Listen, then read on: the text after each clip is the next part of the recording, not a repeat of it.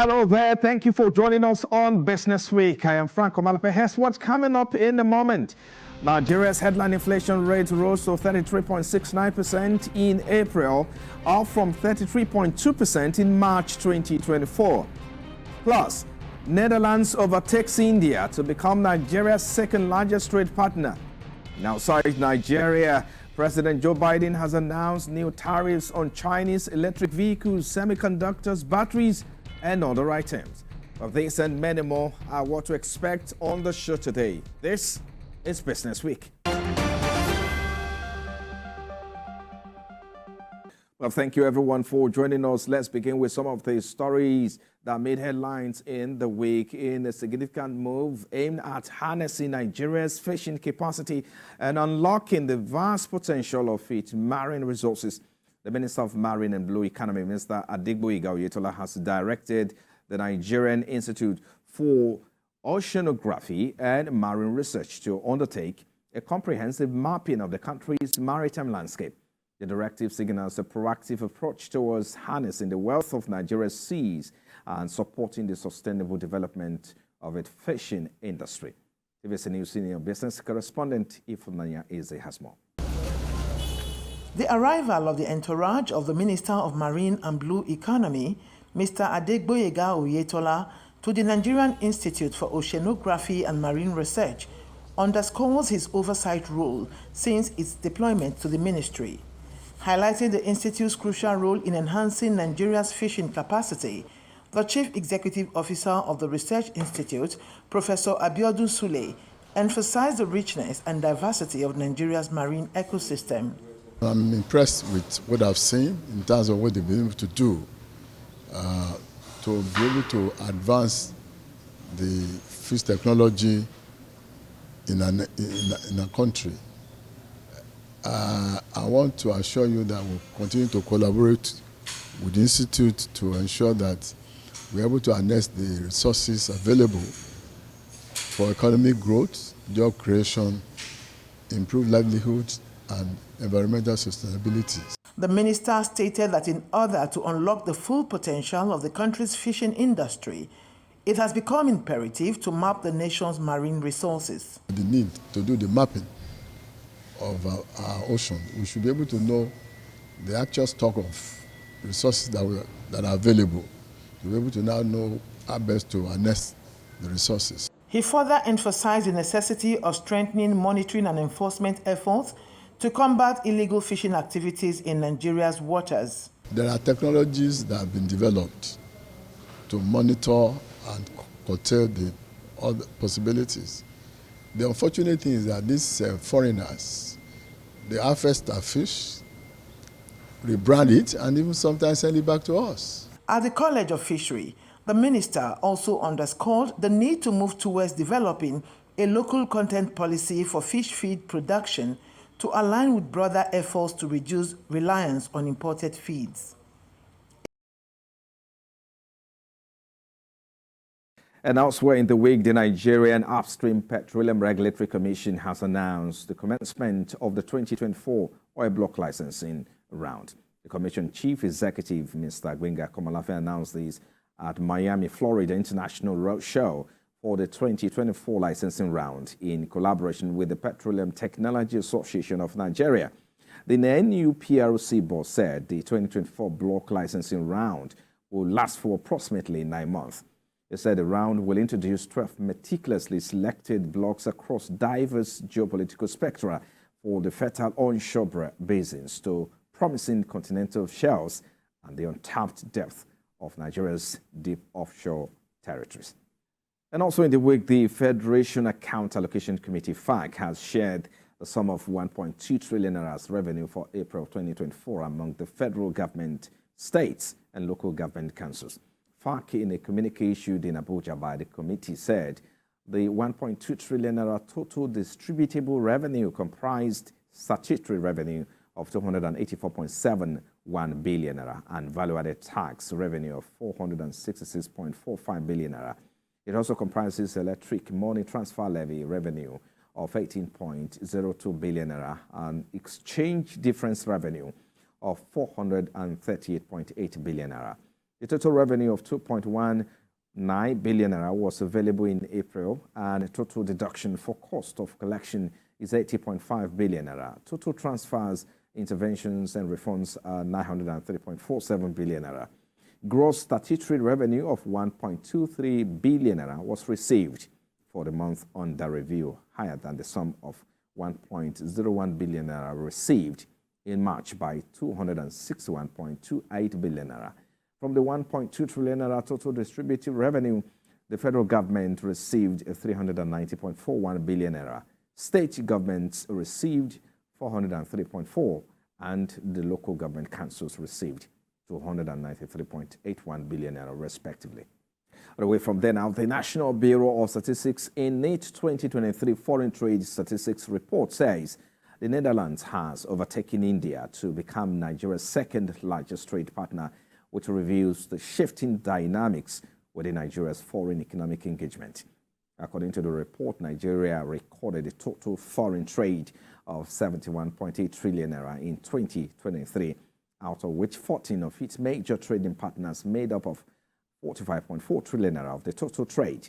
The Bureau report says Nigeria's trade within Africa stands at 4.54 trillion naira, behind the pre-COVID pandemic levels of 5.3 trillion naira. However, exports to African countries recorded 3.7 trillion naira, just shy of the 3.9 trillion naira recorded in 2019, suggesting the drop was in import.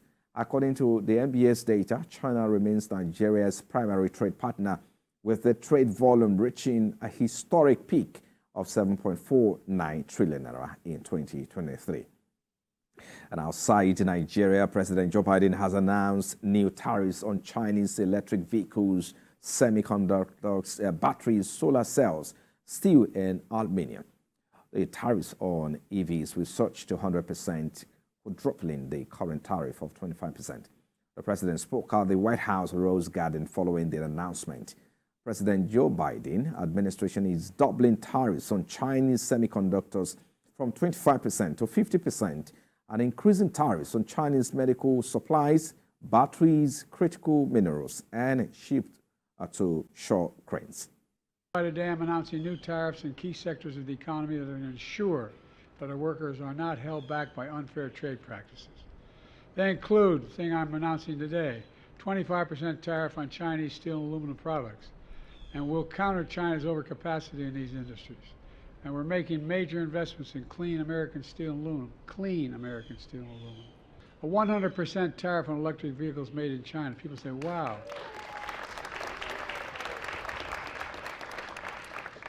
Because we're not going to let China flood our market, making it impossible for American auto manufacturers to compete fairly. We're also implementing a 25% tariff on electric vehicle batteries from China, and a 25% tariff on critical minerals that make those batteries. Folks, look, I'm determined that the future of electric vehicles will be made in America by union workers. And finally, Rumble, a video sharing platform, has sued Google, saying the tech giant has engaged in anti-competitive practices across its digital advertising products.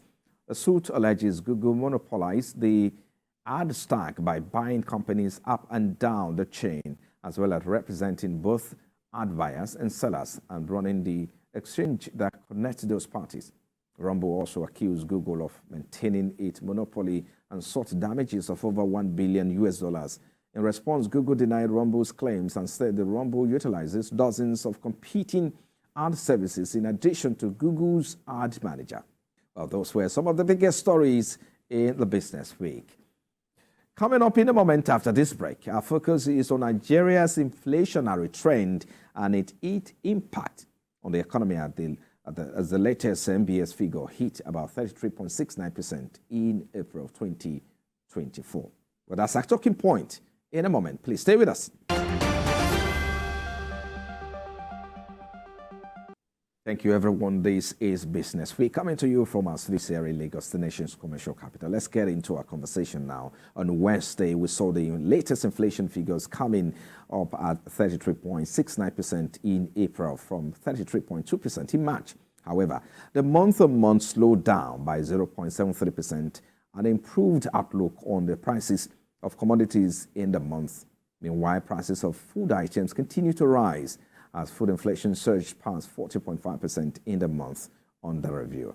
Experts say the country's soaring inflation requires a closer examination of the underlying contributors and implication of this upward trend on the economy.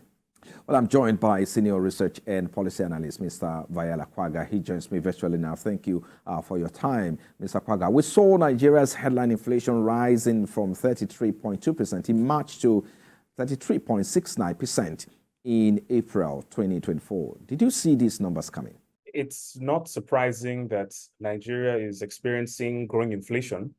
The signs and the signals were there, both structural issues, government finance issues, and productivity of the economy. There have been papers written even by central bank staff, that have warned of impending, high inflation. Our international partners, the IMF and the World Bank, have also written, in several instances about the need for the government through fiscal policy and through monetary policy to ensure that it understands the context within which, inflation rises and put measures in place, government policy, to not only stimulate economic growth, but to ensure that the productive base of the economy actually finds a way to express itself. Secondly, of energy supply, and by energy, I mean petrol for cars, and I mean energy for well. The issue of insecurity across, several parts of the country in states where, agricultural activity is really what drives their economies. These things, among other things, have really not been managed well. And there really is not much of a proper handshake between states and the federal government as regards, joint planning and administration. So yes, anyone who has been looking at the numbers would know that this was bound to happen. Well, on a month-on-month basis, however, we saw the inflation rate decline in April by 0.73% to 2.29% from 3.02% recorded in March, which means the rate at which prices increased in April was lower than the rate in March. So what does this portend for the macroeconomic environment in Nigeria? So yes, it is slowing down, but it's still at a very high figure. And I suspect that inflation figures for the month of May, yes, when they do come out sometime in June, we would see an uptick in inflation, and I also believe that the inflation figures would also rise. So yeah, the celebration is not merited in my opinion, because inflation has been steadily climbing, unabated for quite some time. And though these things just look like percentages, they translate into real consequences for Nigerians, real consequences for vulnerable people in particular, who are disproportionately hit by these percentage increases, whether they be 0.05%. In many cases, it leads to a lack of food for a lot of people, which can lead to malnutrition and affect the quality of life. So yes, we can say that the numbers are slowing down, but should it be slowing down this slow? Like, what is the rate of it slowing down? And I think that those are perspectives that we need to adopt, as opposed to saying that this is a win. This is a win for whom in particular, based off of what context. What Nigerians want to see is a steady decline, in inflation, especially food inflation, which is a pertinent driver of headline inflation in Nigeria. But, be that as it may, this is the highest inflation we've seen since 1996, if we're looking at historical performance, so I would probably be one of the pessimistic few that would say it's not yet time to celebrate. Well, sir, hopefully this monthly trend will be replicated in the subsequent months ahead. But again, let's look at the yearly trend. On a year-on-year basis, we saw inflation increase by 11.47 percentage points from the same period last year. What do you suppose is primarily or fundamentally driving up inflation, and what will be your recommendations for addressing these factors? They are put out by the central bank in particular. low rainfall and of inflation, because all of these affect Nigeria's agricultural productivity and industrial productivity.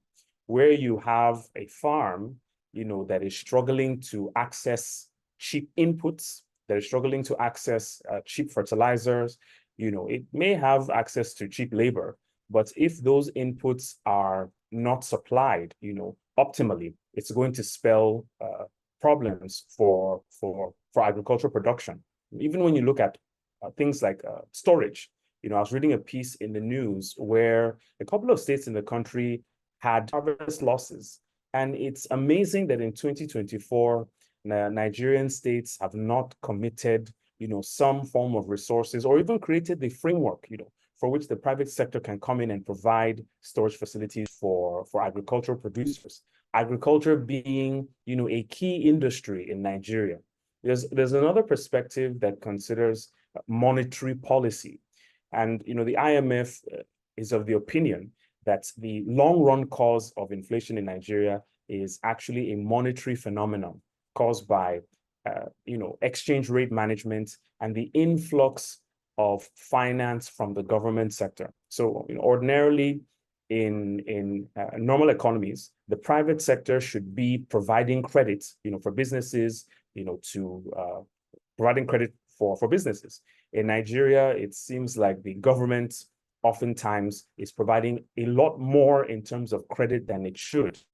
And this has an effect of crowding out private sector investment. If you look at Nigeria's private sector to GDP ratio, it's around 14%.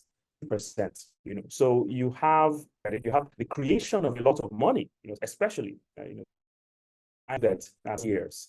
And that is consistent with the evidence and the behavior of the past administration in its ways and means financing that till today, we in Nigeria have not had a satisfactory answer as to how it was used.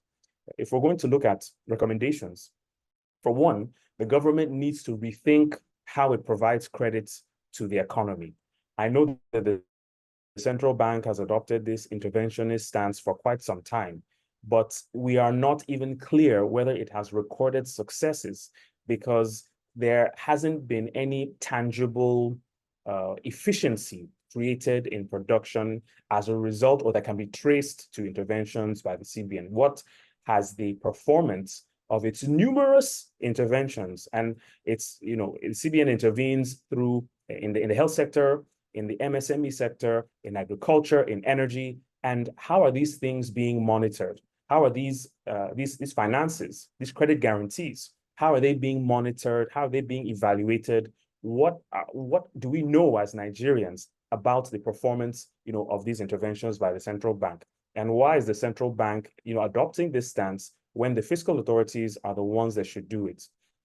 Another issue is insecurity.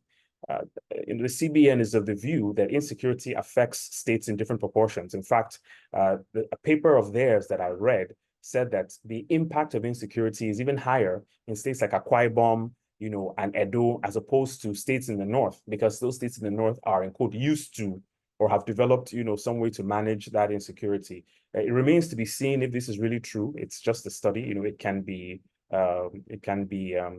refuted. But the fact remains that insecurity is a major cause of, food inflation, especially because when farmers are not safe, when suppliers or transporters of goods are not safe, it would definitely affect, food supply and inflation in the long run. And, general logistic challenges in terms of road networks, in terms of taxation, when you are moving your goods from, say, the FCT to Lagos to sell, how many taxes, levies, dues are you paying as an agricultural producer? And then, we also speak to issues of export from that regard. But again, how has their performance fared since they commenced, this export support program? The Ministry of Trade and Industry, yes, they have a lot of policies. I'm aware of some training that they provided on branding, for instance, for Nigerian MSMEs. But when the cost of doing business is high, these interventions may have little to minimal impact on the overall level of output and, by extension, exports that Nigeria would experience. So it's a mixed bag of things that the government needs to do, but it needs to demonstrate a sense of urgency because inflation will not wait, for anyone. Well, finally, before I let you go, we've seen targeted interventions from the fiscal and monetary authorities to rein in inflation in recent times. And hopefully those policy interventions will be reviewed at the next MPC meeting, which is scheduled for later this month. What are your expectations in terms of conversations? What needs to be on the table for conversation? Please talk to us about that. For a country that wants government finance in a country like Nigeria, is that it does not always get to the most productive businesses. And that is the principle upon which stable economies are built. Yes, there are exceptions. Many Asian countries had the governments directly intervene in the economy. But this was basically, crony capitalism, where a few people were selected by government officials, propped up by government money, and made to produce. China is a very clear example, even South Korea, to a very large extent. But the social and political systems of those countries are extremely different, or at least they were at the time that, those policies were being implemented, than the political system of Nigeria. So I see, or I expect the Monetary Policy Committee to probably even increase the interest rates. I suspect that the asymmetric corridors might also, if they do not increase by 100 basis points, maybe they may remain constant.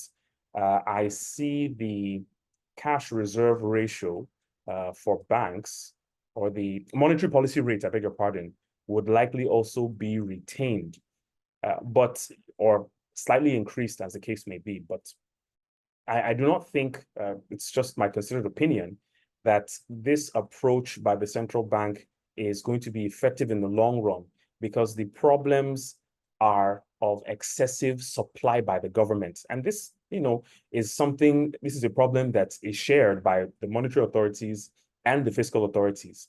It's a problem that the fiscal authorities caused through the Buhari administration and his borrowing of trillions of naira, from the central bank through the ways and means. And it's also being caused by the central bank itself with its numerous interventions. Now, of course, the central bank doesn't do this by itself, through the Bank of Industry, through the Bank of Agriculture, and its specialized banks. But my argument is, this is not a system that ensures that money meets the most productive businesses or the most innovative businesses. And then, of course, the structural issues, poor energy supply, insecurity, poor logistic network, will continue to remain.